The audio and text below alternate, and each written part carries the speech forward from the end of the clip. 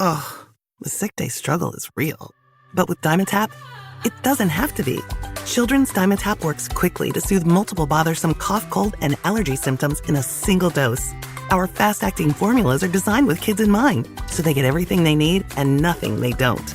Available in liquid and on-the-go chewable tablets. Tap the banner now to shop at Amazon and say goodbye to the sick day struggle with Dimetapp. Use as directed. Wherever Bud goes, his harmonica goes with him. It's a pocket full of soul. Now he's living with prostate cancer. He asked his doctor about Xtandi enzalutamide. Xtandi 40 milligram tablets treats men with prostate cancer that has spread to other parts of the body and responds to a medical or surgical treatment to lower testosterone. Xtandi may cause serious side effects: seizure, a brain condition called PRESS, allergic reactions, heart disease that can lead to death, falls and bone fractures, swallowing problems, or choking that can lead to death. Stop Xtandi and get medical help at once if your face, tongue, lip, or throat start swelling. Tell your doctor at once if you faint, have a seizure, quickly worsening headache, decreased alertness, confusion, vision problems, chest pain or discomfort, or shortness of breath. Xtandi can cause harm to an unborn baby or miscarriage. Use birth control during and 3 months after Xtandi. Common side effects include muscle and joint pain, feeling unusually tired, hot flashes, constipation, less appetite, diarrhea, high blood pressure, bleeding, falls, fractures, and headache.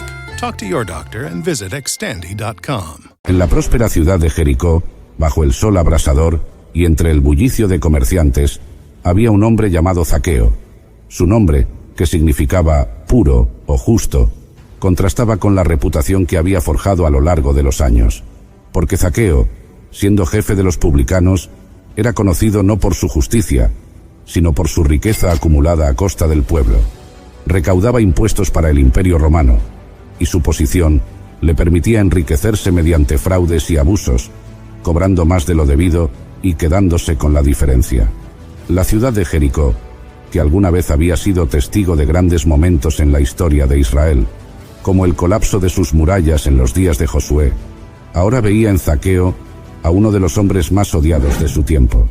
El pueblo lo despreciaba, no solo por ser recaudador de impuestos, sino también por ser un traidor, un judío al servicio de Roma.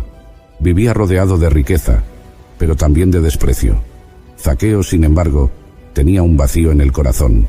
A pesar de sus posesiones, había algo que le faltaba, un anhelo que no podía saciar con oro o tierras.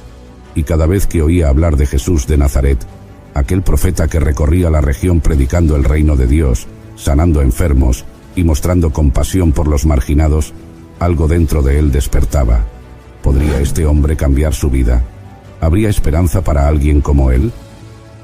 Este hombre vivía en medio del lujo, pero en realidad su vida estaba llena de tensión y desprecio.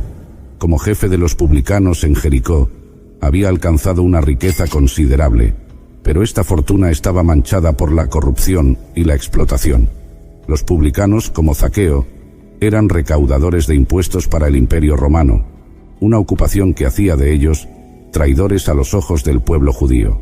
No solo recolectaban los tributos para Roma, sino que también cobraban sumas adicionales para su propio beneficio. Cuanto más abusaba de su poder, más aumentaban sus riquezas y su odio por parte de sus conciudadanos. Aunque estaba rodeado de riqueza, la vida de Zaqueo estaba vacía de algo más importante: el respeto y la paz. Los banquetes que organizaba en su hogar, con suntuosos manjares y vino abundante, no lograban acallar el vacío que sentía en su corazón. Sabía que su vida estaba construida sobre mentiras y fraude, pero había llegado tan lejos que le parecía imposible volver atrás. Cualquier atisbo de justicia y honestidad que alguna vez hubiera tenido había sido sepultado por años de traición y codicia. Pero dentro de él, algo le inquietaba. Zaqueo había escuchado historias sobre un hombre llamado Jesús, un profeta que recorría las aldeas y ciudades de Galilea y Judea, sanando a los enfermos y predicando sobre un reino de Dios. Lo más asombroso era que este Jesús no solo predicaba a los justos, sino que se acercaba a los pecadores, los marginados y a gente como él, publicanos. Eso le despertaba una extraña mezcla de curiosidad y esperanza. ¿Cómo podía alguien tan santo tener interés en personas tan despreciadas? ¿Sería posible que este Jesús pudiera verlo de una manera diferente a como lo veían los demás? A pesar de sus dudas, Zaqueo no podía ignorar el eco de estas historias en su corazón. Cada día que pasaba, el peso de su culpa crecía, y la esperanza de una vida diferente, aunque pequeña, comenzaba a germinar en su interior. La rutina diaria de abusar de su poder y acumular más riqueza ya no le satisfacía. Sabía que algo debía cambiar, aunque aún no podía ver cómo ni cuándo. Zaqueo, lleno de curiosidad y deseo, decidió que tenía que verlo. Pero había un gran problema. Él era un hombre de baja estatura, y la multitud que ya se agolpaba a los lados de la calle le impedía acercarse. Sin embargo, no estaba dispuesto a dejar que eso lo detuviera. Corrió por delante de la multitud y, sin importarle la dignidad que su posición debería imponer, trepó a un sicómoro, un árbol conocido por sus grandes ramas y hojas densas. Desde allí tendría una vista perfecta cuando Jesús pasara. La Biblia nos dice en el Evangelio de Lucas 19:5-6. Jesús, al llegar a aquel lugar mirando hacia arriba, le vio y le dijo: «Zaqueo, date prisa, desciende, porque hoy es necesario que pose yo en tu casa». Entonces él descendió a prisa y le recibió gozoso. La sorpresa de Zaqueo debió ser inmensa. No solo había logrado ver a Jesús, sino que el maestro lo había visto primero. Jesús lo llamó por su nombre, como si ya lo conociera, y lo invitó a recibirlo en su casa. Este momento cambió la vida de Zaqueo para siempre. Cuando Jesús entró en su hogar, no hubo juicio ni condena pública. This episode is brought to you by LinkedIn. Healthcare professionals can lead their careers with LinkedIn. Discover jobs by specialty, preferred shifts, and even desired salary. From mental health therapists to radiology technicians, it's now faster and easier for healthcare professionals to find the right fit. Learn more at linkedin.com/healthcare. Side effects may include faster job placement, improved work-life balance, and increased career satisfaction. A diferencia de la forma en que la sociedad lo veía, Jesús no lo trató como un paria, ni lo reprendió por sus años de abuso y corrupción. No hubo acusaciones ni vergüenza frente a los demás. En lugar de eso, lo trató con una dignidad que Zaqueo probablemente había olvidado que merecía, y con una misericordia que tal vez nunca antes había experimentado.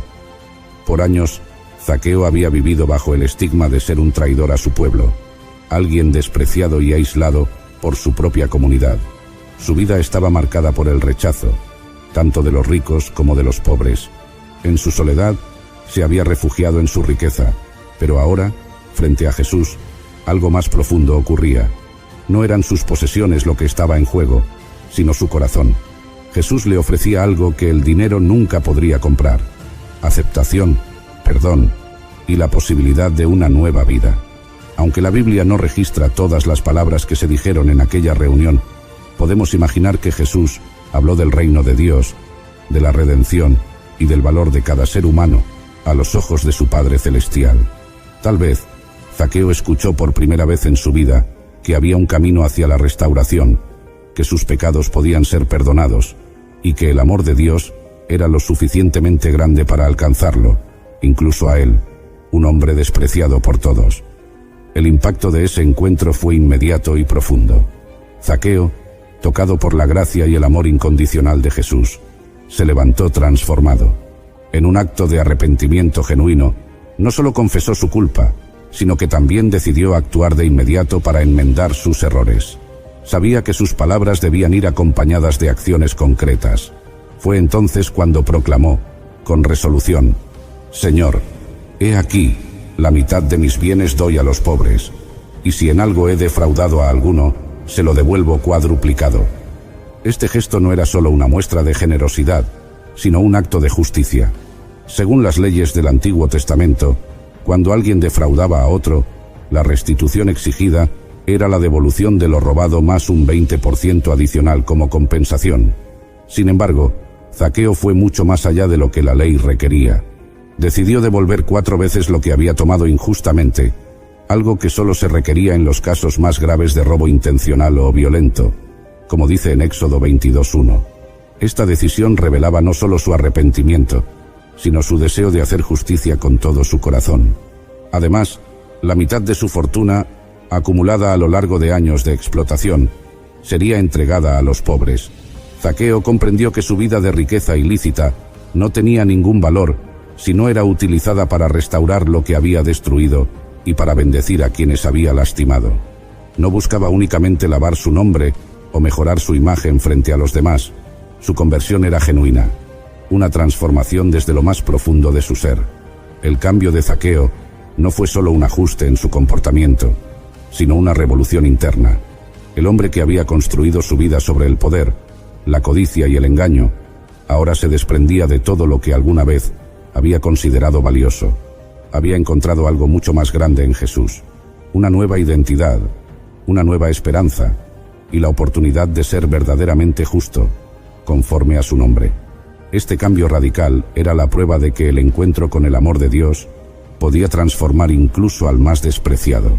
Jesús reconoció esta tremenda transformación cuando dijo: «Hoy ha venido la salvación a esta casa, por cuanto él también es hijo de Abraham, porque el Hijo del Hombre vino a buscar y a salvar lo que se había perdido». Estas palabras reafirmaron que Zaqueo, aunque despreciado por la sociedad, siempre había sido parte del plan redentor de Dios. A través de su arrepentimiento y su fe, Zaqueo fue restaurado no solo a la comunidad, sino también a su lugar como hijo de Abraham, parte de la promesa y el pacto de Dios. Este encuentro no fue simplemente una reunión casual, fue el inicio de una nueva vida para Zaqueo, un hombre que pasó de ser el más odiado a ser un ejemplo de arrepentimiento, justicia y restauración. Desde ese día, Zaqueo fue un hombre nuevo. La Biblia no nos da más detalles sobre su vida después de su encuentro con Jesús, pero podemos imaginar que su reputación en Jericó cambió drásticamente. Ya no era el publicano corrupto que todos conocían, sino un hombre que había experimentado el poder del arrepentimiento y la gracia. Es posible que haya seguido el ejemplo de otros publicanos arrepentidos, como Mateo, quien también fue llamado a ser uno de los discípulos de Jesús. Tal vez Zaqueo se convirtió en un testigo vivo de la misericordia de Dios en su comunidad, dedicando el resto de su vida a servir a los demás con la misma generosidad y amor que había recibido. La historia de Zaqueo nos deja una profunda lección sobre la gracia de Dios y el poder transformador de su amor. Zaqueo, un hombre que había caído en lo más bajo de la escala social por su traición a su pueblo, fue objeto del desprecio de todos, excepto de Jesús. Su riqueza, obtenida a través de la corrupción y el abuso, no le trajo paz ni satisfacción. A lo largo de los años, Zaqueo acumuló poder y fortuna, pero también una enorme carga de culpa y vacío interior. Sin embargo, cuando escuchó hablar de Jesús, algo en su corazón despertó. Quizá por primera vez en mucho tiempo, sintió una esperanza real de cambio, una posibilidad de redención. Cuando Jesús se... This podcast is brought to you by Carvana. Carvana lets you buy your next car on your terms. Explore a massive inventory online, filter for what matters, and find your perfect match. Then choose delivery to your home or pick it up at one of Carvana's iconic car vending machines. Every car also comes with a 7-day money-back guarantee, so you can make sure it's the right fit. Buy your car on Carvana. Delivery or pickup fees may apply. Limitations and exclusions may apply. See our 7-day return policy at Carvana.com. Carvana. Cruzó con Zaqueo, no lo condenó ni lo humilló como muchos esperaban. En lugar de reprocharle por sus errores, Jesús lo miró con amor y compasión, y lo invitó a una nueva vida, una vida transformada. La gracia que Jesús le ofreció no era barata, demandaba una respuesta genuina, un cambio de corazón. Y Zaqueo, tocado por ese encuentro con el amor incondicional de Dios, respondió con acciones concretas. No solo confesó sus errores, sino que tomó medidas radicales para corregirlos, devolviendo lo robado con creces y entregando la mitad de sus bienes a los pobres. Bienvenidos a Historias Sagradas. Hoy nos adentraremos en un episodio oscuro y sombrío de la historia bíblica, un relato que nos muestra las consecuencias de la traición y la injusticia. Exploraremos la vida y el trágico final de dos figuras claves en los eventos que llevaron a la crucifixión de nuestro Señor Jesucristo: Anás y Caifás. Estos sacerdotes, llenos de poder y prestigio, se encontraron en el centro de una decisión que cambió para siempre el curso de la humanidad. Aunque sus nombres quedaron grabados en la historia como los hombres que condenaron a Jesús, pocos conocen los detalles de su caída y el trágico final que les aguardaba. Este es un relato que nos recuerda el peso de nuestras decisiones y cómo el juicio divino, tarde o temprano, llega a aquellos que actúan en contra del propósito de Dios. Acompáñenme a descubrir cómo los hombres que una vez ostentaron tanto poder cayeron en la desgracia y el olvido, pagando un alto precio por su participación en la muerte del Salvador. Comencemos. Anás y Caifás, los sumos sacerdotes de Jerusalén, se destacaron como figuras dominantes en un período de extrema agitación y desafío para Israel, en un tiempo en que el pueblo buscaba en sus líderes religiosos un ejemplo de integridad, devoción y conexión con Dios. El sacerdocio se había desviado de su propósito original, transformándose en un centro de poder corrupto y ambicioso. Bajo el liderazgo de Anás y Caifás, lo que debería haber sido un bastión de santidad se convirtió en un engranaje más en la maquinaria política de la época, donde las ambiciones personales y la búsqueda del control prevalecían sobre el verdadero servicio a Dios. Anás, un hombre de mente aguda y maquinaciones complejas, encarnaba el arquetipo del líder religioso que había perdido su camino. A pesar de haber sido destituido oficialmente de su cargo por las autoridades romanas, su poder no disminuyó. De hecho, continuó ejerciendo una influencia considerable en los asuntos religiosos y políticos de Jerusalén, operando tras bambalinas como un maestro titiritero. Este poder no era accidental ni producto de la casualidad. Era el resultado de una cuidadosa y deliberada construcción de una red de alianzas familiares estratégicas. Anás no solo confió en su experiencia y su conocimiento de las leyes y tradiciones judías, sino que también se aseguró de que su legado de control permaneciera intacto a través de su familia. La influencia de Anás se extendió a través de sus hijos y su yerno, Caifás, quienes ocuparon en diferentes momentos el cargo de sumo sacerdote. Esta sucesión no fue un accidente del destino, sino una jugada maestra de Anás para mantener el control sobre el templo y las decisiones cruciales del Sanedrín, el Consejo Supremo que gobernaba sobre los asuntos religiosos y judiciales de la nación. La familia de Anás se convirtió en una dinastía de poder religioso, donde el título de sumo sacerdote era tanto una herramienta de influencia política como una posición sagrada. Caifás, el yerno de Anás, emergió como una de las figuras más influyentes y estratégicamente posicionadas en la compleja red de poder que definía la vida religiosa y política de Jerusalén en los tiempos de Jesús. Aunque su ascenso al cargo de sumo sacerdote parecía natural dentro de la dinastía que Anás había creado, Caifás no se limitó a ser simplemente un ejecutor de las órdenes de su suegro.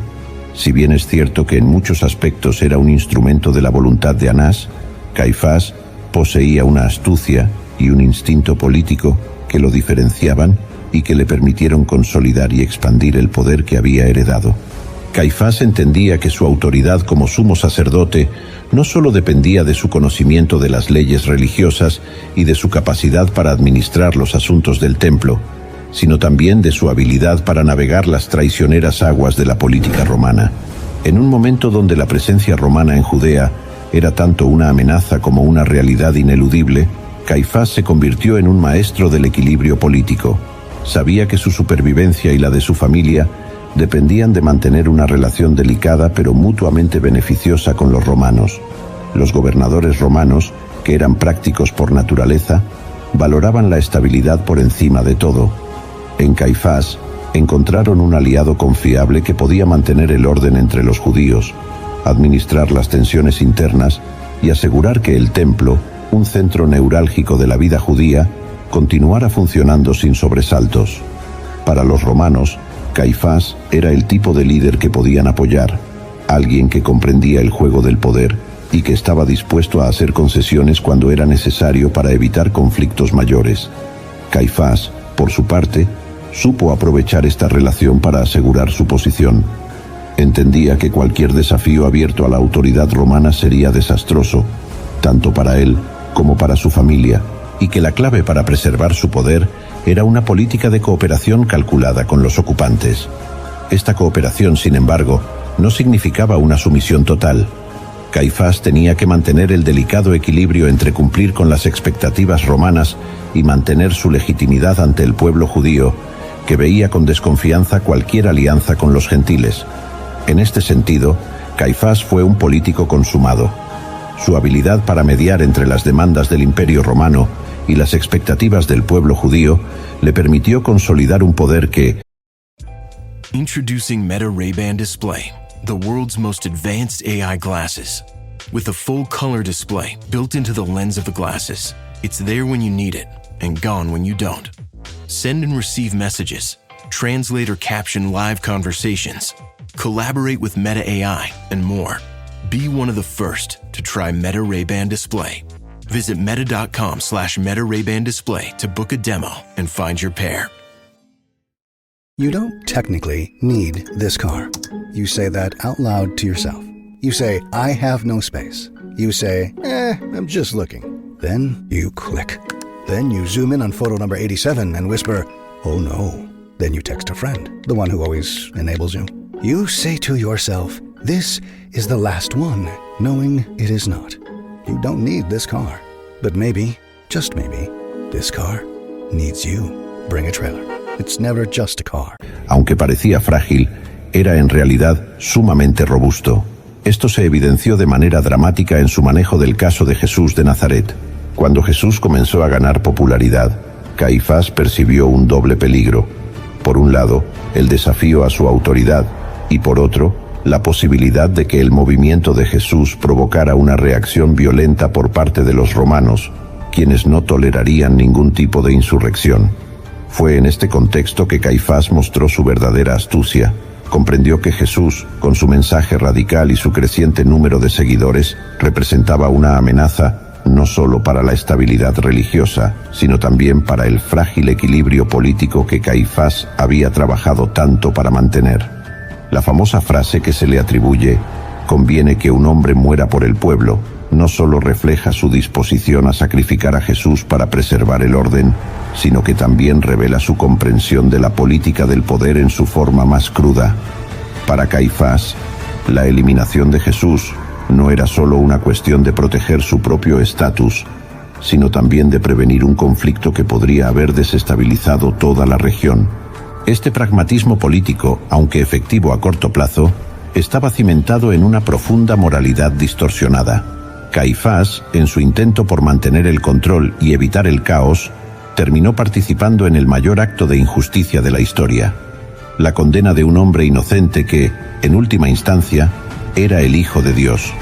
La ironía trágica es que al buscar preservar el orden, Caifás desencadenó un evento que transformaría el mundo para siempre, pero no de la manera que él esperaba.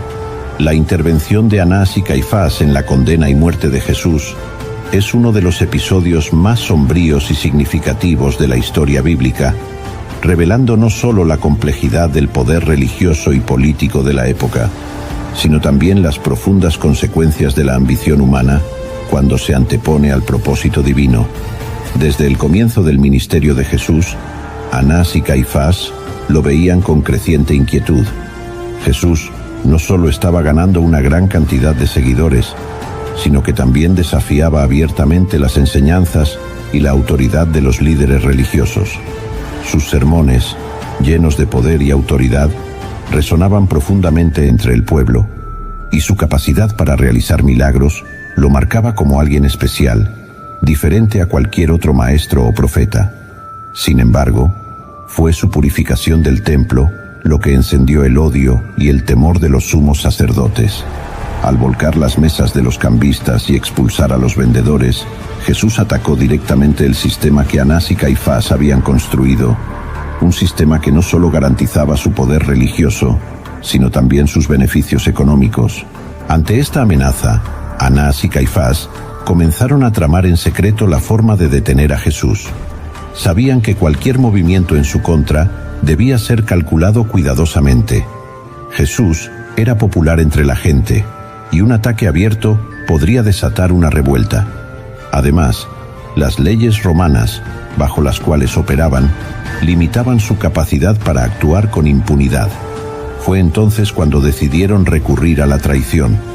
La oportunidad llegó con Judas Iscariote, uno de los discípulos de Jesús, quien, motivado por razones que aún hoy se debaten, accedió a entregar a su maestro a cambio de 30 piezas de plata. Con esta traición en marcha, Anás y Caifás pudieron orquestar la captura de Jesús de manera rápida y discreta.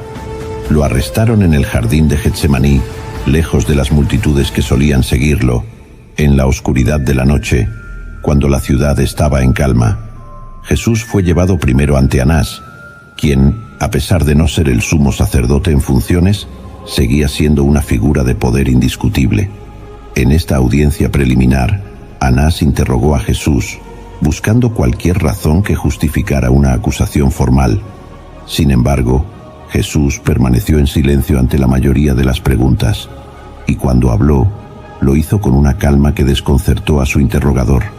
No logrando encontrar suficiente motivo para condenarlo, Anás envió a Jesús ante Caifás y el Sanedrín, el Consejo Supremo de Ancianos Judíos.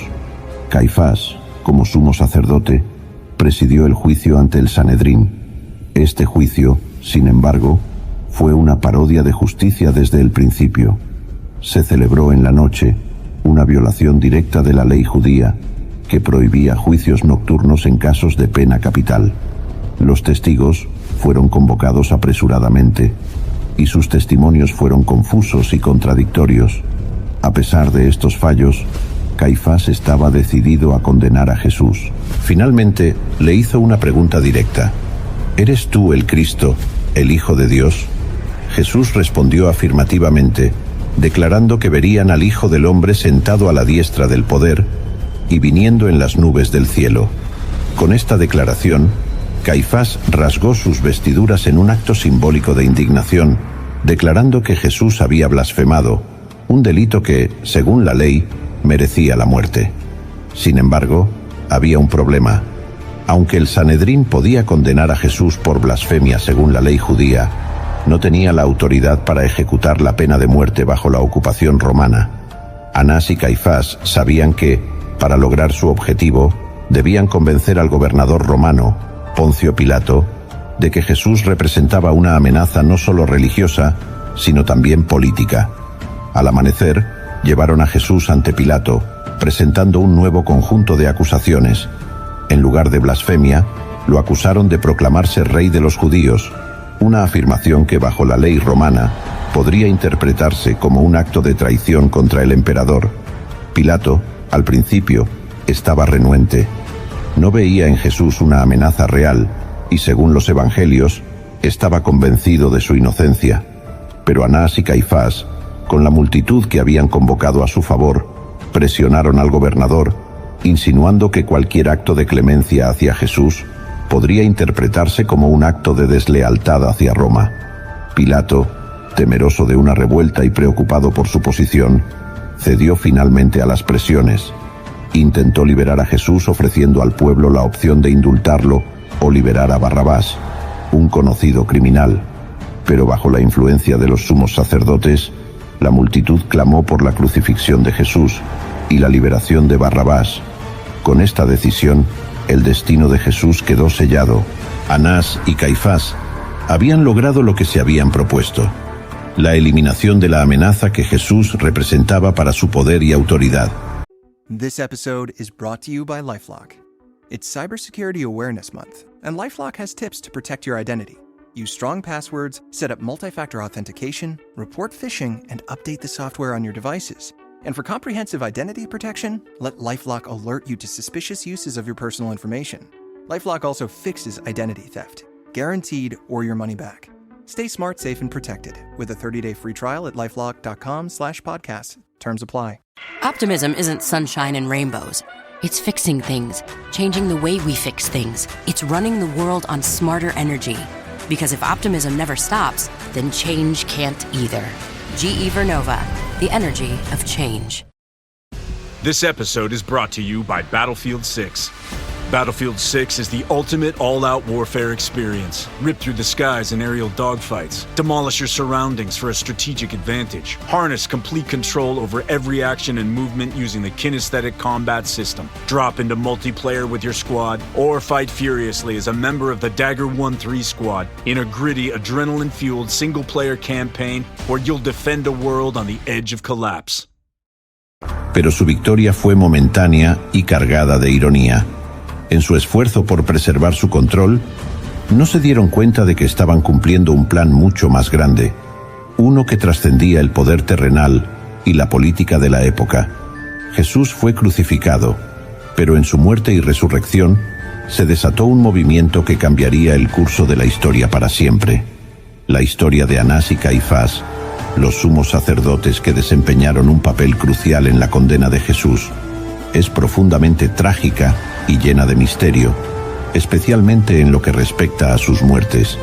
Aunque los evangelios y otros textos antiguos ofrecen poca información sobre su destino final, existen tradiciones y relatos, como los encontrados en el libro The Son of God de Archie D. Wood, que nos arrojan un poco de luz sobre el final sombrío de estos líderes religiosos. Anás, quien alguna vez fue el poderoso patriarca de una dinastía sacerdotal, vio cómo su influencia se desmoronaba después de la crucifixión y resurrección de Jesús. Aunque no hay registros detallados en las Escrituras sobre su muerte, el capítulo 48 del libro The Son of God sugiere que su final fue marcado por la traición y la locura. Según este relato, Anás fue ahorcado con una cuerda fuerte por órdenes de su propio yerno, Caifás. Esta ejecución es especialmente significativa, ya que muestra cómo el poder que Anás había acumulado durante toda su vida se volvió en su contra. Caifás, viendo a Anás como un obstáculo, o tal vez temiendo por su propia posición, decidió eliminarlo de la manera más despiadada posible. La ejecución de Anás a manos de Caifás no solo es un acto de traición, sino también una señal del colapso total del orden que ambos habían intentado mantener a toda costa. El libro también menciona que Anás, antes de ser ejecutado, había comenzado a mostrar signos de locura. Se dice que, atormentado por la culpa y el remordimiento por haber condenado a muerte a Jesús, Anás empezó a golpearse la cabeza contra las paredes, en un intento desesperado por escapar de su propia mente. La idea de que había matado al Mesías, aquel que debía ser el Salvador de Israel, lo sumió en un abismo de desesperación del que nunca pudo salir. Esta locura, posiblemente alimentada por la presión de los eventos y su creciente aislamiento, lo llevó a un final indigno y desolador. Caifás, quien sucedió a Anás en el poder y desempeñó un papel fundamental en la condena de Jesús, también encontró un final terrible. Al igual que su suegro, Caifás fue destituido de su cargo poco después de la resurrección de Jesús, un signo de la inestabilidad que había comenzado a consumir el liderazgo religioso de Jerusalén. Sin embargo, su destino final fue mucho más violento. Durante la toma de Jerusalén por las fuerzas romanas, Caifás fue asesinado de manera brutal. El relato sugiere que fue arrastrado y asesinado de forma miserable, un final que contrasta fuertemente con el poder y la autoridad que una vez ostentó. Su muerte en la toma de Jerusalén es simbólica, ya que representa la destrucción del antiguo orden que Caifás y Anás habían personificado. La ciudad que ellos intentaron controlar, manipular y defender, finalmente cayó en manos de los mismos romanos con quienes habían colaborado, y Caifás pagó el precio con su vida. La miseria de su muerte, arrastrado y asesinado sin piedad, refleja el juicio divino sobre aquellos que, en su ambición, se opusieron a los propósitos de Dios. El hecho de que Caifás muriera durante la destrucción de Jerusalén, un evento que los cristianos interpretaron como un juicio de Dios sobre la nación por rechazar a Jesús, añade una capa adicional de significado a su trágico final. En 1990, mientras se construía una carretera en las afueras de Jerusalén, los arqueólogos descubrieron una cueva antigua que contenía varias tumbas. Entre ellas, se encontraba la tumba de la familia de Caifás, lo que proporcionó una conexión física con este oscuro capítulo de la historia.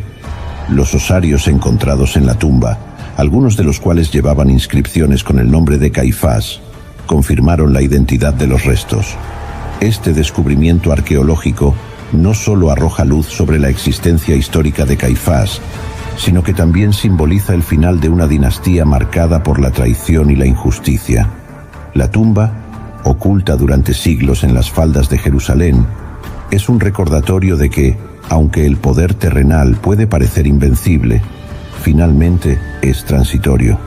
La tumba, ahora un sitio de interés arqueológico, permanece como un testimonio silencioso de la caída de aquellos que intentaron desafiar los designios divinos. La muerte de Anás y Caifás, como lo relata la tradición y algunos textos antiguos, es un relato de traición, locura y violencia. Ambos hombres, que una vez ejercieron un poder casi absoluto en Jerusalén, encontraron finales terribles y deshonrosos, marcados por la culpa y el juicio. El destino de Anás, colgado por su propio yerno y sumido en la locura, y el brutal asesinato de Caifás durante la toma de Jerusalén, subraya el juicio inevitable sobre aquellos que se oponen al plan de Dios. La tumba de la familia de Caifás, descubierta siglos después, sirve como un recordatorio permanente de la fragilidad del poder humano y la inevitabilidad del juicio divino. Gracias por acompañarnos hasta el final de este episodio de Historias Sagradas. Hemos recorrido juntos un capítulo lleno de aprendizajes y enseñanzas que nos recuerda el impacto de nuestras decisiones y las inevitables consecuencias que trae el apartarse del camino de Dios. Si este relato te ha inspirado o te ha hecho reflexionar, te animo a dejar un me gusta para apoyarnos. Nos encantaría conocer tus impresiones y pensamientos, así que no dudes en escribir en los comentarios, donde siempre leemos y valoramos cada opinión. Además, te invitamos a formar parte de nuestra comunidad suscribiéndote al canal. Al hacerlo, estarás al tanto de todas nuestras futuras publicaciones, llenas de historias impactantes y profundas reflexiones bíblicas. No olvides activar la campana de notificaciones para que YouTube te avise cada vez que subamos un nuevo episodio. Gracias por ser parte de Historias Sagradas. Nos vemos en el próximo capítulo. Bendiciones.